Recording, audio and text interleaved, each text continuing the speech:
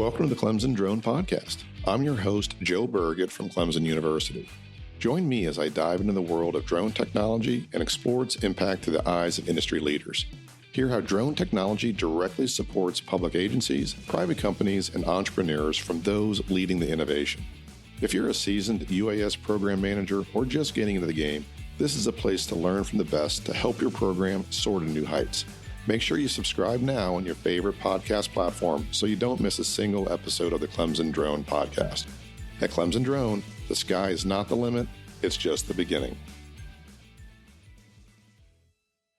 Hello, everyone. Welcome to another episode of the Clemson Drone Podcast. I'm Joe Burgett with Clemson University. I'm very excited to be sharing another conversations here with you.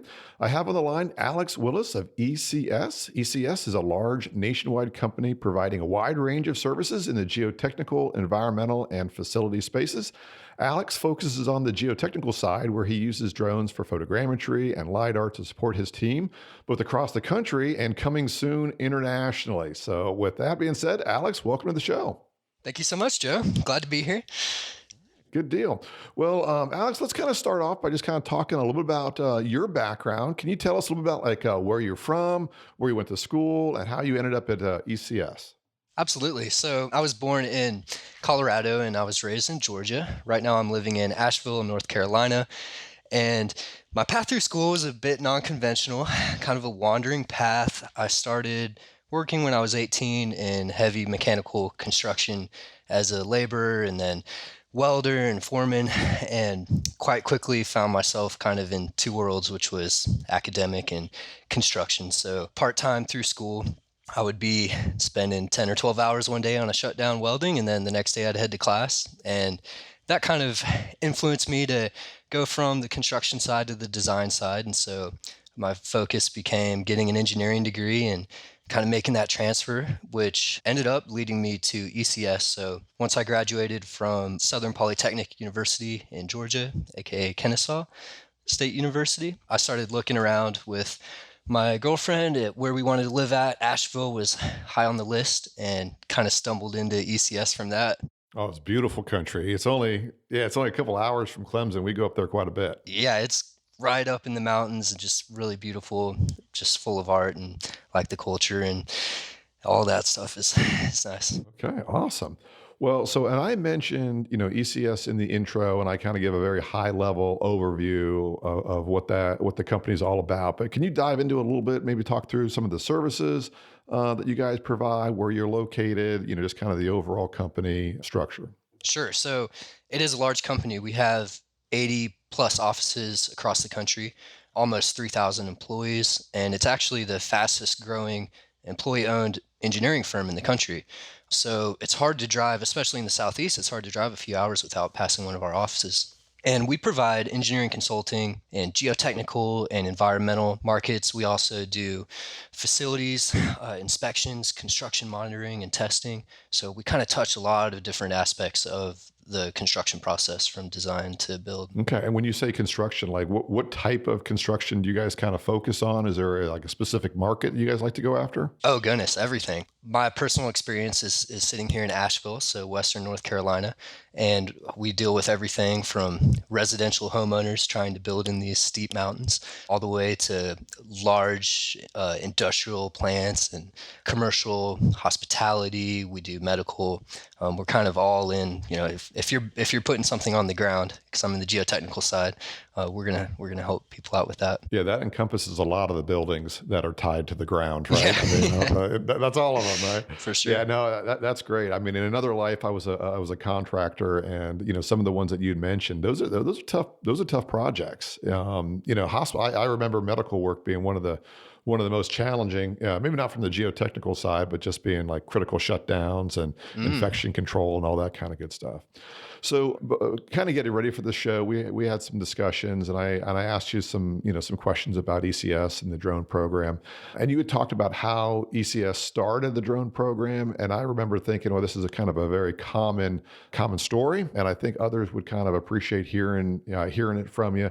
So can you kind of talk through a little bit about, the stories of how ECS started using drones? How did you guys develop a program? How did it go from from nothing to something. Absolutely. It started small, and we're a very large company, but it actually started here in the Asheville office with just one drone and one pilot and Pix 4D and trying to figure out how to use this technology to supplement what we're already doing. And from my understanding, the company actually had decided no drones for a while. It was considered a liability, just a new technology, and eventually became obvious that it could really help us out in a lot of ways. How long ago was that when the no drone policy was enacted or lifted, or however you want to frame it? Right. It's just 2 years ago, 2.5 years ago was when we, finally pulled the trigger and got into it. Yeah. And again, not uncommon. I mean, people especially in the construction space, people hear license and airspace and, oh no, and there's immediate aversion to liability, whether it's there or not. So not an uncommon stance. Okay. So you guys moved past the no drone position. Right. And how'd you get past that? Well, it became obvious how much value it could bring us and our customers from efficiency and safety on our side to just higher value deliverables for our customers. And it was really a natural extension of what we already do.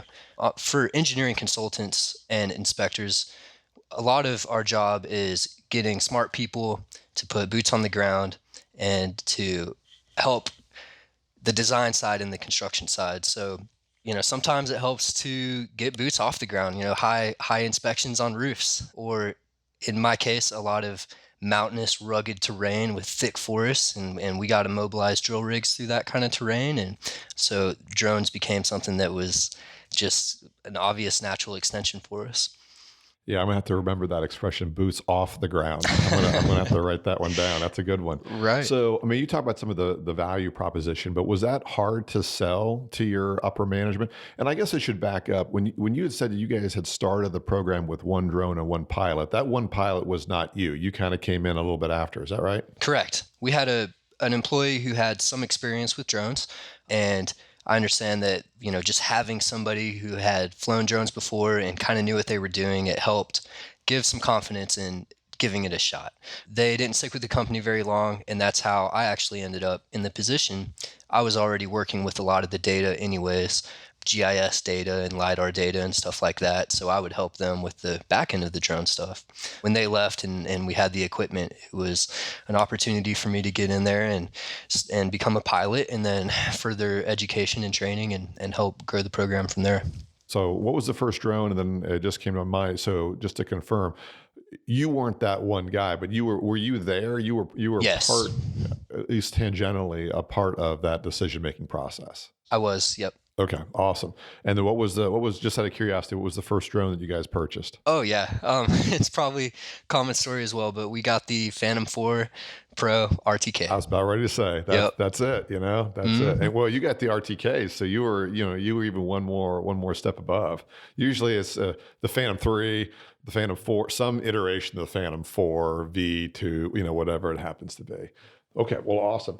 So you had someone come on board, had a little bit of a background, and you were there. Was it difficult to sell to management to start a drone program? What were some of the barriers? What were some of maybe the tangible things that you can say, hey, look, we need a certain amount of money, so we need a few $1,000s or at least to buy the equipment. What was the discussions like to be able to sell the value to upper management? Sure. So one thing to keep in mind about the company is we've been around for about 30 years, and new technology is not necessarily a big thing for us to overcome. So we've adopted different technology over time that was new, and we didn't know how to approach it, but now we use it every day. So it wasn't necessarily a difficult sell from my understanding, but it was a careful sell because it's now that we're going to do this, how are we going to approach it? And luckily ECS has a goal of being a premier engineering firm. So we do want to be on the leading edge. And we also just have the luck of great, upper management.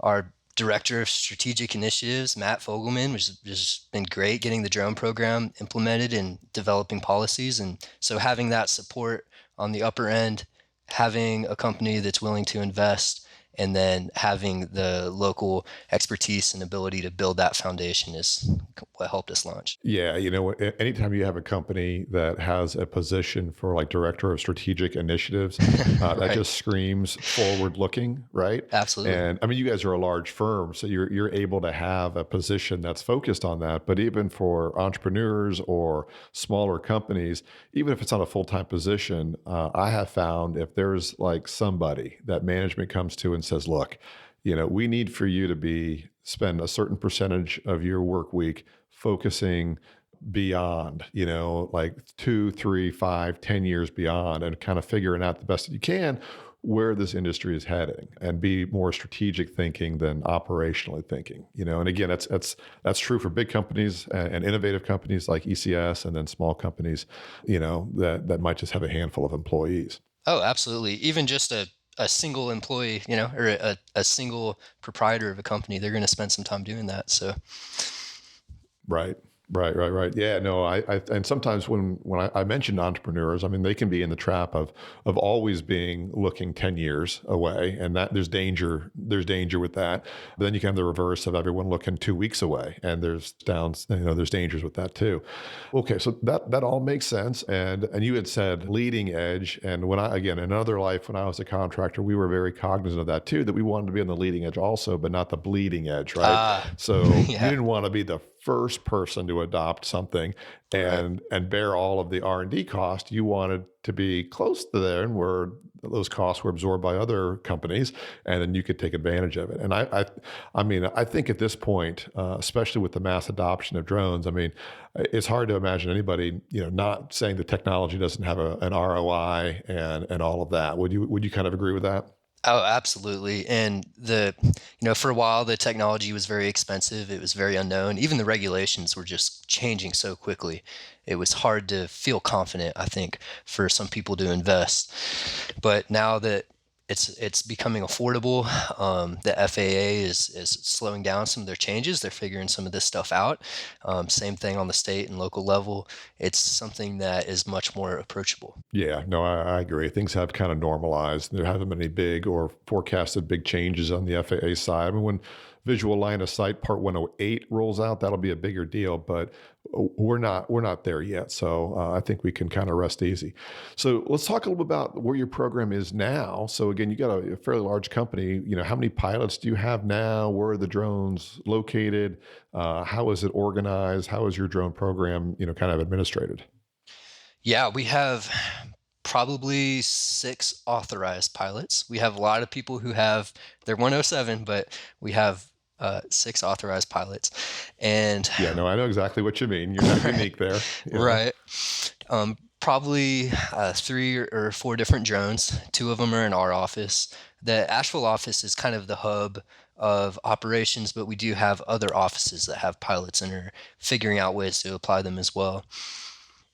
We use the drones on my side, we use it for geotechnical engineering purposes and environmental. Some other offices are using them for inspections, whether it's building envelope inspections, roof inspections, stuff like that. And that's kind of where we're at now is we're growing. We got a handful of pilots, and we're trying to have some consistency across that and make sure we're heading in the right direction. A couple of questions there. So I want to talk about the building inspection side just real quick, and then focus a little bit more on what you do. So for the building inspection side, are you guys using, thermography at all, like infrared for any like energy leakage or roof leakage, anything like that? Yeah, I believe we have one office doing that. They have the Mavic 3T. So they're doing, and just let me preface this. We've been doing thermography for a while. So the technology is changed from in the hand to in the sky. But it's something our Well facilities, said. right? So we do building inspections, thermography, and with our facilities part of the company. Okay, so let's focus a little bit on what you do. Okay, so I know you're on the geotechnical side. So what equipment do you have? What types of missions do you fly? What data do you collect? And then what kind of decisions does that help you make? Right. So we still have the Phantom 4. That thing is putting in some work. It's my favorite. It's my favorite. They don't make it anymore, but Oh it's still yeah, my favorite aircraft. it's great. We also have the Matrice 350 RTK, and that's what we have for our LiDAR payload. So personally, and what our office is doing is I'm the most senior pilot right now, so I'm helping if somebody has a new idea, even if it's on the inspection side for facilities. I'm going to help with those flight plans and getting things organized, deliverables, approaches. But what we're using the drones for primarily is supplementing our engineering design side. So geotechnical is where it's at for me. And we're taking the drones and using them to get more information about the geometry of design jobs, whether it's a landslide in the mountains or a retaining wall that fell over or, a fresh site. We're using them to get an idea of the forest and the density of vegetation for field reconnaissance purposes. And we're also using them to just have the ability to get a new perspective and share with interior. We may have an expert in another state. We need their opinion on this. And it's just very easy for us to share a 3D model with them and have them there on the job site with us virtually instead of flying them all the way out. So it's kind of connecting the dots interior, getting the ground geometry data and the structure geometry data, and connecting those dots. Now, you had said that you had kind of used a couple of scenarios like landslides and where a retaining wall had failed, but then you also said that you use it for fresh sites as well. Is there either one of those kind of groupings that's more valuable? Like, for example, I would imagine if you're like in a fresh site where you've got, just kind of wide open space, you might have plenty of access to get the dimensions you need, or maybe not. But then if you're talking about rock slides, I don't know much about those, but that sounds like you might be in kind of a more unstable location, and there's more, there could be some safety hazards and stuff there. So is it kind of across the board that you're using this technology, or are there specific use cases that lend itself well that, hey, this project is like a slam dunk, this tool's the right tool. This one, maybe, it kind of depends on situations. There are definitely projects that are a slam dunk for us where we know we need a drone out here. If it's difficult access, if it's hazardous access, if in a normal situation, if we don't have the data going into it, it's really nice for us to be able to show up with the drone and come back to the office with a lot of data. For a landslide, for example, you may have tension cracks in the ground that somebody could, potentially fall in. It doesn't always get that bad, but you're working with unstable terrain and thick forest vegetation. In a retaining wall situation, previously we might have an engineer go out and take some measurements with a tape measure and get a bunch of pictures, and that works okay, but you just can't physically access all the things that would be great to know about. And you don't always remember in the field to get all the data that you really need. So in a situation where we have very little information going into it, access is tricky, or we know what we need to get out of it from a design perspective, that's where we're definitely going to bring the drone. Yeah. So, and we don't have enough time to really go through the details and the differences between photogrammetry and LiDAR. Photogrammetry, you might create meshes, models, and maps and point clouds based off of images, where LiDAR, you're creating point clouds based off of lasers that go back and bounce back and creating a point cloud that way. Are there, there's a lot to my next question, but from a high level, what goes into the decision making for you guys about whether to use photogrammetry with your Phantom 4 RTK or to use the M30 and your LiDAR unit? Well, without going into too much detail about the different processes, I could say in general, if it's more of an open site and we're not having issues with vegetation, stuff like that, we're going to go towards photogrammetry. And you also just get a lot of photos out of that. So if we need to be able to look closely at something in high resolution later on, photogrammetry helps us out. If it's thickly vegetated area, we're trying to see what's beneath that vegetation or see features that are difficult to even notice when you're there on site, we're going to go with LiDAR.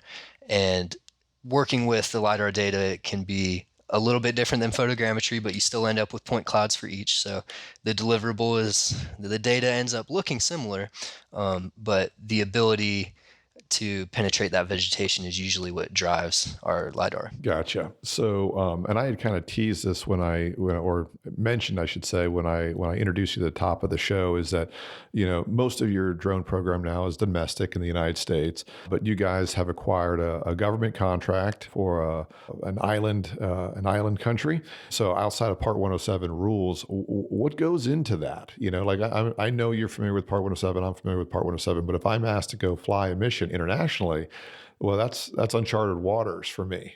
So what goes into that process for you for being able to ask to collect data someplace that is not on U.S. soil? Yeah, there's a lot going into it, and I'm personally still learning. There's logistically, there's a lot going on there. So, does the place you're going have internet? Does it have, if you're using a network instead of RTK, does it have network coverage? How are you going to get the data from there? And then on a regulation side, what do they want to see? What are their regulations for flying? I'm noticing that sometimes they may reference U.S. regulations, but again, there's no FAA. So it's really important if you're looking at an area that's not within the U.S. territory to find out where they're at, and it may not end up being easy to learn. You may have to make some phone calls. You may have to talk to some people who are in the government and figure out, what are you requiring? What do you want to see? And it may be new for them too. So right. Yeah, it may not be on a website like it is for us, where that information can be accessed remotely. I mean, it might be, as you just said, to pick up the phone and hopefully you find the right person, right, for them to tell you where to go. Absolutely. Yeah, and I have seen too that same thing that you just mentioned. A lot of times it's other countries adopt Part 107, and it works for like 90% of the time. But there's things in Part 107 that references a U.S. based system. Well, if that U.S. based system isn't there, then what's the substitute? And no one's thought through it. So right. It can be a challenge. And again, I have not done international flights, but my advice when someone asks me, which is always dangerous, someone asks me for advice on something I've never done before, that's always dangerous. Right. But my generic advice is always like, be a good neighbor. What's the intent? What's the spirit here? And then try to do that and avoid getting in trouble that way. So one kind of final question here for you as we kind of wrap things up here. If there was another organization, doesn't have to be geotechnical, but another, we'll say construction related firm, right? Maybe a contractor, subcontractor, whatever, engineer, whatever. And they have an interest in starting a drone program. What would be your advice to them about a way to start it responsibly, assuming they do have, buy-in from upper management, at least conceptually, maybe a little bit of money to spend, not nothing huge, but something to get started. What would be your advice for that person or that group of people that want to start a UAS program at their company? My first advice would be pull the brakes a little bit, slow down. And even though you haven't started, you're probably very eager to get into this. Spend some time looking around, see what other companies are doing, how they're approaching it. If you can get your hands on some operation manuals, go for that. Just see what's happening out there, how the technology is being applied. It's new, but a lot of this stuff is being done. And it may be new for you, but you can learn a lot by seeing what other companies are doing, or maybe tuning into a Clemson podcast and listening to how other people. Nice plug. Right. Very nice. Very nice. So that would be my general advice, is to just try to start out right, because it seems risky to have a rushed approach to it.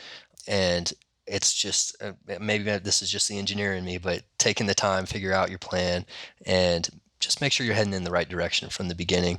That being said, don't be afraid to invest. Like, you don't want to buy the cheapest stuff out there. You don't want to take the cheapest approach. Education is a big part of that. Training is a big part of that. Equipment. So make sure you're heading in the right direction and making smart investments. Yeah, no, I like that. I mean, it's really hard to argue with the advice about just, having things not be emotion driven, but stop back, look at what's available, make data-driven decisions and not avoid risk, because there's risk in everything, but manage that risk and always compare that to the potential reward that's out there. And I think you're right. I mean, drones are new, but they're not brand new. I mean, there's lots and lots of stuff that's out there that you could borrow and see what's worked and look at what your competitors are doing and what other peer industries are doing. So I think, Alex, that's really good advice. So we'll end it here. Alex, this has been great. Thank you so much for sharing your insights with us and spending some time with us. Thank you so much, Joe. It's been great to chat with you and really enjoyed being here and excited for this industry and listening to this one podcast once it comes out. All right. Awesome. Well, thank you. And thank all you guys for listening to the Clemson Drone Podcast. You'll hear me do another shameless plug that if you're staring at your phone or whatever, go ahead and hit that like button or subscribe button. Especially with this being so early on in the process, that really does help out with the old algorithm. So if you do that, we would greatly appreciate it. But with that being said, we'll be back on the air in another 2 weeks with another great guest. We'll start talking a bit more about photogrammetry and LiDAR. So with that being said, thanks everybody, and we'll see you next time.